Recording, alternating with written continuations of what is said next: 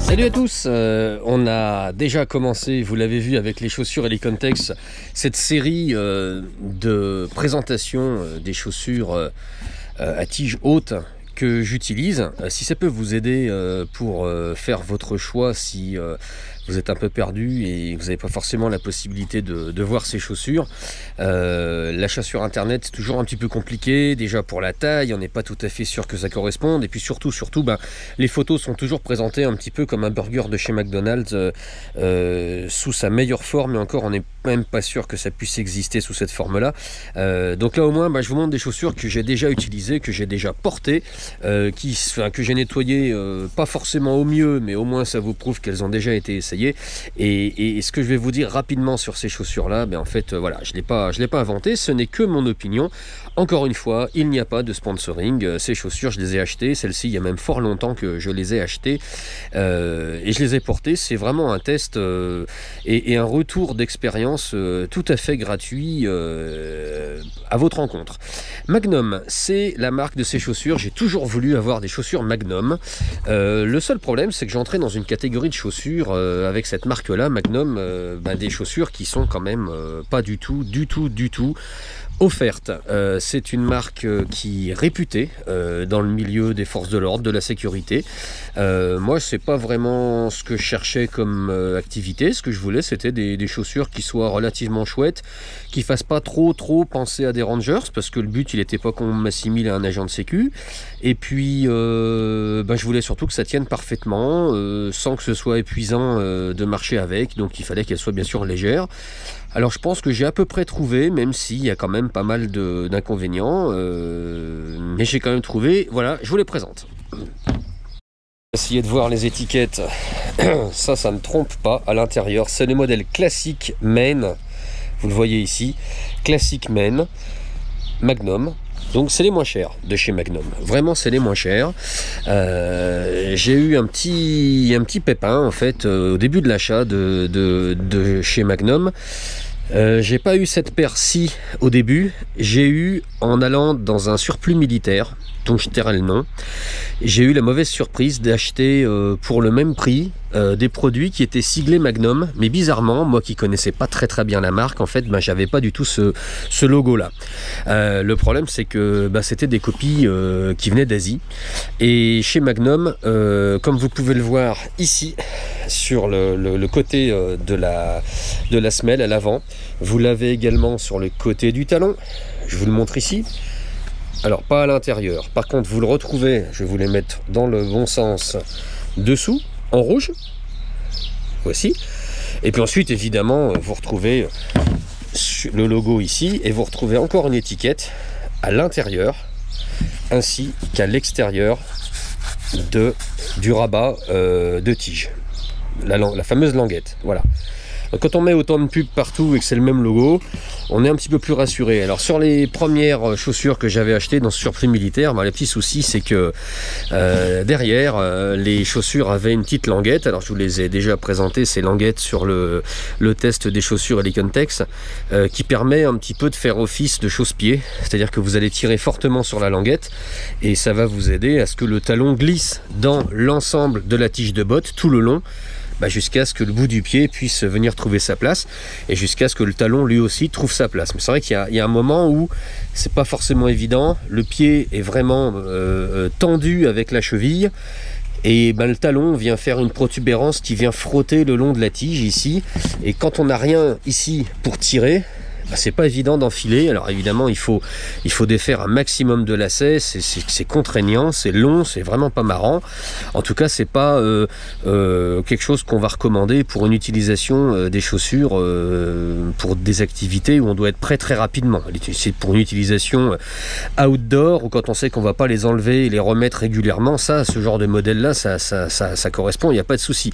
Mais sincèrement, on va pas se leurrer, c'est la galère à enfiler, après vous mettez 20 minutes à faire vos lacets, parce qu'il faut retendre l'ensemble de la tige, vous serrez, c'est trop serré, ça va vous faire mal, vous allez desserrer, c'est pas assez serré, vous risquez carrément de vous fouler une cheville selon l'activité qui va être opérée. Donc c'est vraiment pas simple, j'ai envie de dire, au quotidien. Voilà. Donc les chaussures asiatiques de contrefaçon que j'ai acheté en premier, cette fameuse boucle qui se trouvait, donc comme je vous l'ai dit, sur les chaussures Helicontex par exemple, qui aide à chausser le godillot, me sont restés dans les doigts, mais immédiatement. Et ça n'a pas été le seul problème. Quand j'ai lacé la chaussure, à cet endroit-là, vous avez la pliure, vous avez la pliure de la chaussure entre la cheville et le pied, quoi. Et à cet endroit-là, les 4 œillets se sont carrément déchirés. Enfin, j'ai jamais vu des chaussures aussi pourries. Et à 89 € la paire, je suis retourné illico presto au surplus. Je me suis retrouvé avec ça. Je vais vous passer les détails sur le fait qu'il a fallu négocier un peu avec le commerçant qui était soi-disant pas au courant. Enfin bref, ça n'a pas été compliqué, mais enfin ça n'a pas été agréable. Du coup, je suis parti pour la 2e fois avec des chaussures Magnum, mais c'était en fait la première fois avec des vraies chaussures Magnum. En termes de tronche, c'est pas forcément ce qu'il y a de moins militaire ou de moins security et compagnie. Bon, ma foi, ça passe. Enfin, pour moi, ça passe. Après, c'est l'entrée de gamme. Alors, on va regarder un petit peu ensemble les différentes coutures. C'est toute la double piqûre. Alors, je vous montre avec le doigt. Je ne sais pas si vous allez pouvoir voir facilement. Ici, c'est carrément bien fini. Le corps du rat ici, oui, il va pas falloir attraper des cailloux, mais si c'est pour faire de l'urbain, ça ira très bien. C'est un cuir synthétique, on va pas se leurrer non plus, il s'agit pas d'un bon vieux cuir de vache, c'est un cuir synthétique, mais bon, toutes les coutures sont doublées. Et alors là où on va avoir une très bonne surprise, à contrario de la dernière vidéo que je vous ai faite sur des chaussures, je vais taire la marque aussi parce que le but c'est pas de les casser. Là vous avez quand même une piqûre, c'est-à-dire une couture qui se fait sur l'ensemble du coup de pied. Toute la lèvre, vous voyez, est cousue. Voilà. Alors là, autant vous dire que avant que ça s'ouvre, il va falloir jouer au foot avec des caillasses. Mais ça va pas arriver tout de suite. Voilà. Donc c'est collé et c'est cousu. Je ne sais pas si certains d'entre vous ont des enfants, s'ils ont vu un petit peu ce que les enfants peuvent faire avec leurs chaussures lorsqu'ils sont à l'école et qu'on joue au foot à la récré, qu'on tape dans des ballons, qu'on fait tout et puis alors n'importe quoi, qu'on court, quand vous voyez la durée de vie d'une paire de chaussures pour enfants, je vous assure que quand vous êtes adulte, vous voyez vos investissements de chaussures différemment et vous commencez à regarder les coutures, si elles sont simples, si elles sont doubles, si c'est collé, si c'est pas collé, si c'est coqué, si c'est pas coqué. Vous commencez à faire gaffe parce que moi, s'il y a un truc qui m'insupporte, c'est d'acheter du matos qui dure 3 semaines et qui est bon pour aller à la poubelle après. Voilà, c'est pas mon idéal de choix.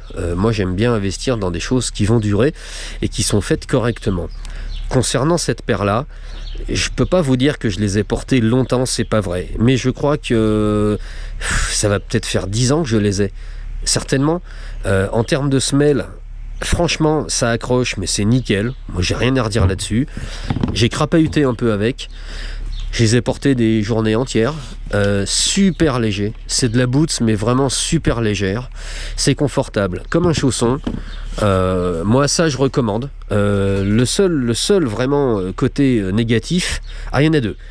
Les 2 seuls côtés négatifs, bon, primo, c'est que, comme je vous l'ai expliqué tout à l'heure, à enfiler, c'est vraiment, mais c'est une gageure, quoi. Franchement, c'est la BA, quoi. On n'a même pas envie de les mettre des fois, tellement c'est compliqué à mettre. Mais bon, une fois qu'on les a à son pied et qu'on a bien lacé, ni trop ni trop peu, bon, ça se passe très bien, on oublie, elles sont légères, je me répète. Le deuxième gros souci, c'est comme pour beaucoup de chaussures comme ça, si vous avez une flaque qui est un petit peu plus profonde que prévu. C'est étanche à peu près comme moi je suis danseuse classique, quoi. C'est-à-dire que c'est pas du tout étanche. Et même le pied qui descendant de la flotte, et vous l'enlevez tout de suite parce que vous n'avez pas fait gaffe et vous l'enlevez, l'eau elle va rentrer mais dans tous les sens, quoi. Là le corps du rat, même si vous mettez du pchit et compagnie, vous le mettez du pchit téflon imperméabilisant, tout ce que vous voulez, ça va durer 3 minutes.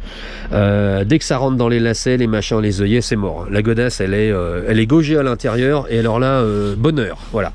Donc c'est pas la classe pour ça, voilà. Mais sinon le reste, je vous dis, j'ai dû payer ça, celle-là je les ai pas payées du coup, puisque c'était un échange avec l'autre paire.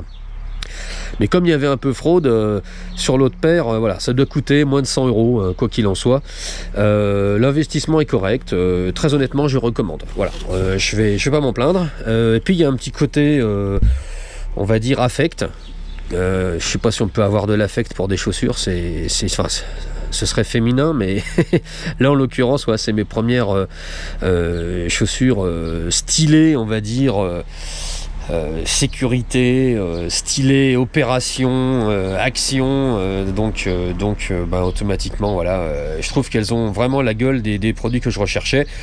On va voir qu'il existe mieux, mais ça c'est pour de futures vidéos. Voilà, bon, j'espère que ça n'aura pas été trop gonflant pour vous. Encore une histoire de chaussures, et puis bon confinement à vous tous. À bientôt et à la prochaine. Salut. Me newbie, I could truly be moody. I could have played the fucking Grinch in the movies. I've been a part-time shadow cat, part-time, that is not a